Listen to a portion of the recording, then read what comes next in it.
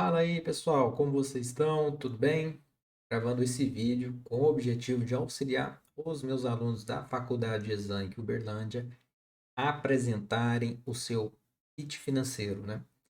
E essa orientação também vale para todas as pessoas que vier apresentar um pitch financeiro na rodada de investimento. Logicamente que algumas coisas você tem que adaptar em virtude dessa apresentação ser especificamente de cunho acadêmico. Mas, primeira coisa, antes da gente falar de orientação, é entender o que é esse tal de pitch, né? Então, pitch é uma apresentação rápida, curta e objetiva. E, geralmente, os investidores, eles não têm muito tempo para ficar te ouvindo, né?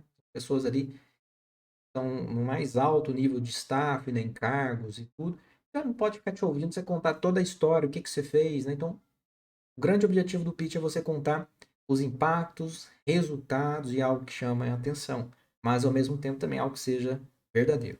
E lembre-se que aqui também nós estamos falando de orientação e você é livre, o trabalho é seu, você tem toda a liberdade para escolher as informações que você vai colocar. E não necessariamente exclusivamente apenas o que está aqui nesse slide.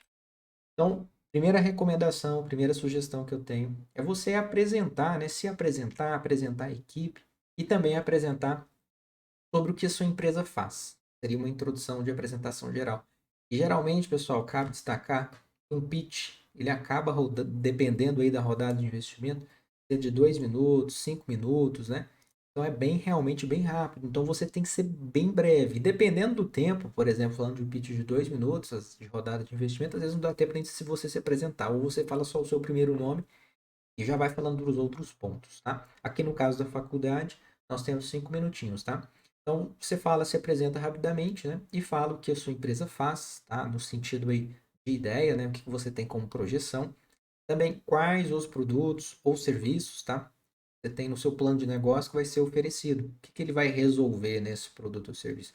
E principalmente como você vai gerar escala, né? O seu modelo de negócio. Essas são perguntas chaves que vão auxiliar você responder essa pergunta macro, qual é o modelo de negócio, né? Que é o que a sua empresa faz e tudo isso aqui que nós já mencionamos. E conforme eu disse, reiterando mais uma vez, o trabalho é seu e você tem a toda a liberdade de escolher como você vai apresentar, não necessariamente respondendo a essas perguntas, mas sim introduzindo e falando do seu negócio, ou também fique à vontade de colocar outros tópicos se julgar necessário. Posteriormente, né, seguindo essa linha de coerência, vamos falar sobre investimento, né? Para colocar essa ideia em jogo, uma vez que você apresentou, quanto que você vai gastar. E isso, pessoal, você vai mensurar numericamente. Você também pode quebrar isso por categoria, como está aqui no exemplo. Poderia quebrar marketing, operação, capital, giro, estoque. E essas categorias não são únicas. Você que vai definir essas categorias conforme o modelo do tipo de negócio seu.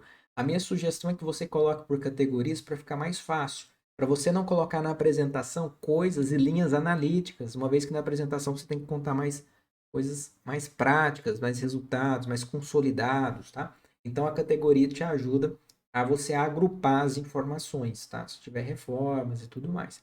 Mas o grande objetivo aqui é você contar, para colocar essa ideia para rodar, você precisa de quanto de dinheiro. E posteriormente, sabendo quanto dinheiro que você precisa, você vai falar qual é o custo de capital, ou seja, o quanto custa o dinheiro. Esse dinheiro vai vir de onde? De instituições financeiras, de investidores, é o custo de capital de terceiro. Esse dinheiro vai vir de sócios, né? Alguém está aportando, qual o custo de capital próprio. E se tiver, por exemplo, a existência de dois, capital de terceiro e capital próprio, você tem que lembrar de fazer o custo médio ponderado de capital. Lembrando que nessa apresentação eu não estou entrando no cunho técnico, né? Ou seja, o que é custo de capital terceiro? Apesar de eu mencionar, existem alguns fatores, tá, que fazem com que você saiba como calcular isso. Então, você vai saber exatamente como fazer esse cálculo nas nossas aulas anteriores, tá? Que já foram disponibilizadas para vocês. Eu vou deixar aqui também abaixo deste vídeo, certo? E aproveitando também, você que está assistindo esse vídeo na nossa plataforma aqui do YouTube, já deixa o seu like, já se inscreva também no canal e ative as notificações. É uma forma de você agradecer o conteúdo que a gente está disponibilizando, certinho? Então aqui você vai falar quanto custa. Ah, eu sou uma ONG. Então você vai justificar que você é uma ONG, em virtude disso não vai ter capital, em virtude de ter doação, etc. Então, o fato aqui, pessoal, você menciona e coloca as ressalvas dependendo do seu modelo de negócio. Você vai adaptar. tá? Lembre-se disso e você tem essa capacidade analítica, né? Posteriormente, você vai falar sobre as projeções. Qual é a sua visão financeira do negócio, né? Tá projetada pelo menos por 5 anos, tá? Eu acredito que seja o tempo mínimo. E como você vai projetar isso? Aí o seu arquivo Excel e as aulas que nós estamos deixando na descrição aqui desse vídeo vão te ajudar. Aqui eu coloquei alguns exemplos.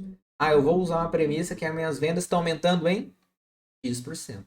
Esse X% que está aumentando as vendas tem que ter um embasamento, tá? Então, lá no seu plano, lá no seu estudo, você tem que ter algo que justifique isso, que dê o fundamento. Os seus gastos estão aumentando na ordem de... Você vai fundamentar isso também. Por exemplo, falando dos gastos, você pode corrigir os seus gastos com base na inflação. Então, você pode pegar a média da inflação dos últimos 5, 10, 15, 20 anos, lá pelo site do Instituto Asaf, pelo site, por exemplo, também institucional, né? Que você já tem essa informação prontinha, e aí você automaticamente pode falar, olha, todos os meus gastos, né, como funcionário, aluguel, eles vão ser reajustados pela inflação. E você usa uma premissa parecida com as vendas, só que essa premissa de vendas vai pela análise de mercado que você, obviamente, está. E também você vai definir uma margem de lucro-alvo. Então, qual vai ser a sua margem? Cada modelo de negócio, pessoal, prestação de serviço, uma indústria, um comércio, ele tem margens diferentes. Mas fato é que para você determinar a margem, está muito ligado a valor agregado, tá certo? Então, quanto maior o valor agregado, de certa forma, isso acaba contribuindo para você ter maior margem. Então, se você tiver na dúvida como você faz para definir essa margem de lucro, por ser algo bem específico, né? Você pode, obviamente, deixar aqui no comentário a sua dúvida, seu segmento, para que a gente possa te orientar.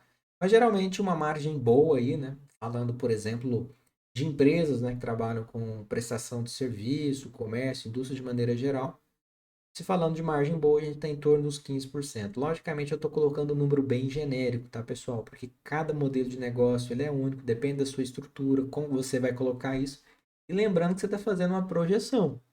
Tá? Então, projeção significa que aquilo vai acontecer. É uma estimativa, é uma expectativa, certo? Então é isso. E podem ter negócios também com margem de lucro menor. Por exemplo, às vezes no comércio, geralmente, né, quando você tem compra e revenda onde não há tanto valor agregado, então você pode ter margens de 5, 7%. Haja vista que você está só revendendo. Logicamente, falando de comércio de maneira geral.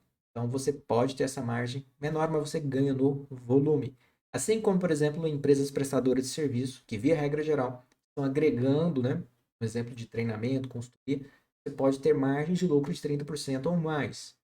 Lembrando que cada caso seria uma situação, uma análise, uma estrutura, isso vai depender do seu modelo de negócio, mas você já pode, obviamente, definir isso. Junto à pesquisa de mercados, empresas que estão naquele setor, você pode pegar companhias que estão listadas na bolsa para definir com base na margem de lucro, né? Ou mesmo deixar aqui no comentário ou questionar o orientador. Beleza? E aqui para você fazer isso, você vai balizar aqui na nossa visão gerencial. Você faz tanto o DRE e o fluxo de caixa no mesmo, ou seja, você considera que o regime de caixa é igual ao regime de competência, conforme as aulas que nós já fizemos, falando de todos os pontos. Recomendo, se você não assistiu, assista. Aqui a gente tem comentando rapidamente as vendas, né? As quantidades que você está projetando vender versus o seu preço médio. Como que faz para você ter essas informações? O seu preço médio vai da análise do ticket médio que você pegou em todo o seu planejamento, em todo o seu desenho aí do plano de negócio. E a quantidade vendida vai na análise da demanda. Então, conforme a análise de demanda, conforme a análise do mercado, a região que você vai atender, você tem uma expectativa de atender a quantidade de públicos no primeiro ano, segundo e evolução ao longo do tempo. Além disso, também você tem o ticket médio, né, esperado desse público, que você também consegue ter a projeção de venda, isso comentando de maneira bem sucinta. E esses gastos variáveis, pessoal, você pode separar em custo e despesa, né? As despesas variáveis é tudo que tem a ver com a venda. Geralmente eles são os impostos, então você tem que ter a noção do enquadramento tributário, taxas de cartão, fretes. E os custos variáveis têm tudo a ver com a sua venda, né? E a produção. Então, por exemplo, seria insumos, embalagem, né? Que está ligado diretamente à sua comercialização. Conforme eu disse, todo esse detalhamento aqui foi ressaltado nas aulas anteriores. Nós temos aulas específicas para isso e que eu estou comentando rapidamente, tá certo? E a margem de contribuição, que é a diferença entre os elementos anteriores, tá? Ou seja, venda menos gasto variável. E os gastos fixos é aquele que vai acontecer.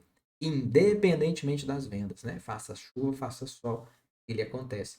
Então ali você tem exemplo do aluguel, os funcionários, mais os encargos trabalhistas, né? Geralmente os encargos trabalhistas a gente coloca pelo menos 1,8, né? Ou seja, um funcionário que ganha R$ 1.000 custa para a empresa 1.800.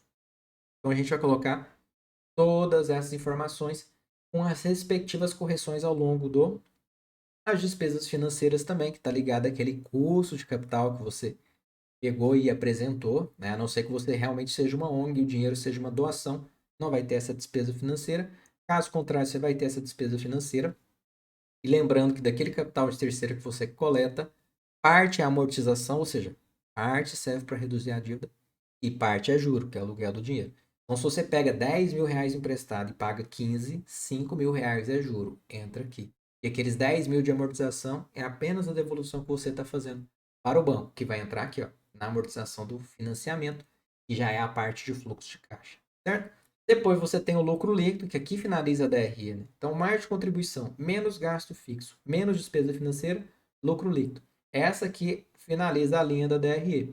E para fechar o fluxo de caixa, a gente tira a amortização, ou seja, daquele exemplo que a gente falou que peguei 10.000, paguei 15, então 5.000 que é a despesa financeira entraria nessa informação, e os 10.000 entraria aqui. E aí sim você tem o seu fluxo de caixa. Assumindo que o regime de caixa é igual de competência. Ou seja, você vende e recebe no mesmo mês. Você compra e paga no mesmo mês. Isso para facilitar, né, as projeções, obviamente, financeiras. E aqui você também pode colocar outras ressalvas. Você pode colocar provisão para devedor duvidoso, para corrigir o seu caixa, entre outros elementos que estão destacados, né, na nossa aula de fluxo de caixa. Então, se você realmente teve alguma dúvida, né, no que a gente comentou aqui nesses elementos, eu recomendo que você assista às aulas, tá? De demonstrativo de fluxo de caixa e demonstrativo de resultado de exercício. Além disso, a gente tem aula específica, tá? Para gasto variável, para gasto fixo. Você também pode assistir, são aulas bem objetivas, com o objetivo de te ajudar, né, a construir esse plano financeiro. E aí sim você vai concluir o seu pitch financeiro colocando as principais informações, né, relacionadas a um pitch financeiro. E aqui também eu recomendo você assistir, inclusive, as rodadas, né, de investimento que existem no Shark Tank Brasil. Essa rodada é bem conhecida, você pode encontrar vários vídeos aí no YouTube e geralmente vários desses indicadores que estão aqui são mencionados, né? É o payback, né? Em quanto tempo, né, eu recupero o dinheiro. O valor presente líquido, ou seja, eu invisto meu dinheiro e volta quanto para mim? Eu invisto R$ 100.000 e o VPL é 50.000, ou seja, eu recupero 100.000 e ainda tem 50.000 a mais, né? O índice de lucratividade, que é o retorno para cada unidade investida, e a taxa interna de retorno, que é a rentabilidade em percentual. Cada um desses índices também nós temos aulas específicas em detalhes, mostrando como você calcula e todos os conceitos, além também do nosso materialzinho de apoio, tá, pessoal? Lembrando que aqui eu estou apenas resgatando brevemente os conceitos, né, para que você possa ter as noções básicas, né? Mas aqui você vai consolidar e mostrar se o seu projeto ele é viável. Pode acontecer também a situação que se você chegou até aqui e às vezes o seu projeto deu inviável. Nessa situação você tem algumas possibilidades, né? Ou você pode já descartar esse projeto, ou seja, você já vê que realmente não faz sentido e você vai conduzir toda a sua apresentação oficial, né, no dia da banca avaliadora, e realmente não faz sentido essa ideia e vai justificar os motivos. Ou você pode fazer uma reavaliação financeira, ver se realmente você projetou tudo corretamente. Todos os gastos, toda a expectativa de entrada, né? Você faz uma reavaliação de todo o seu fluxo de caixa demonstrativo de resultado do exercício. E se realmente estiver correto, não tem problema algum, nem toda ideia ela foi feita para dar certo. Ok? E aí aqui a gente reforça e reitera, né, as recomendações que nós falamos, né? Caso pessoal que tem acesso aí, né, Faculdade Exanc, o material está disposto lá na Xerox. Para quem não é aluno da Faculdade Exanc, ele está disposto no link da EDUS, né? Vai estar aqui abaixo desse vídeo. E nós temos mais 16 vídeos, né, conforme eu já mencionei para vocês, com todo aquele passo a passo, né? E essa apresentação, esse pitch é um resumo disso. Ou seja, se você não assistiu os vídeos, não baixou o material, provavelmente você vai ter dificuldade, tá? Então participe também das orientações para os meus alunos da faculdade Exanc e também tente embasar, né, em referências anteriores para que você possa ter o maior proveito possível. Vou ficando por aqui. e fico à disposição em caso de dúvidas. Um grande abraço e até a próxima.